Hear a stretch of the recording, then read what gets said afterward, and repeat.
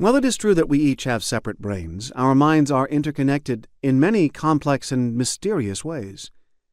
I believe our lives will be abundant, joyful, and peaceful only to the degree that we are engaged, known, and understood by one another.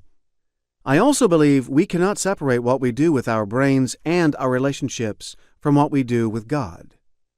God has designed our minds, part of His good creation, to invite us into a deeper, more secure, more courageous relationship with Him and with one another. So, what relevance does this have to your life? That's what this book is all about.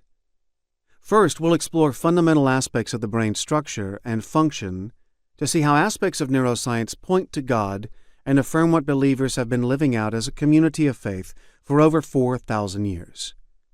Once we've laid this groundwork, we'll consider how recent discoveries in neuroscience can provide answers to some of the questions being asked by many people today.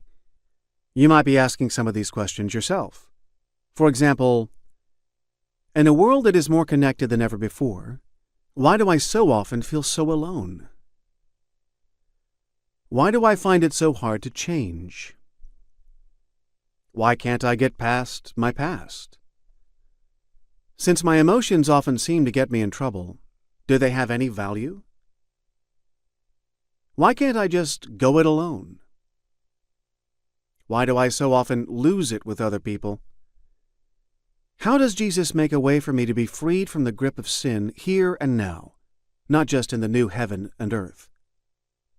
And finally, what does it really look like when we live in community as the body of Christ? If you resonate with one or more of these questions, I invite you to join me on this amazing journey to better understand your mind and to find meaningful, sometimes surprising, and practical answers. This book includes some exercises and discussion questions to help you apply what you are learning.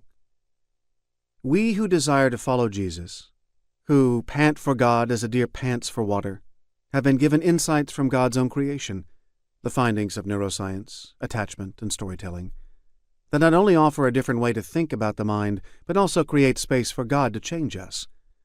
These discoveries offer new language to reintroduce us to what God has been up to in Jesus from the beginning, another dialect with which God is calling, beckoning, and welcoming us to the dance of His new creation.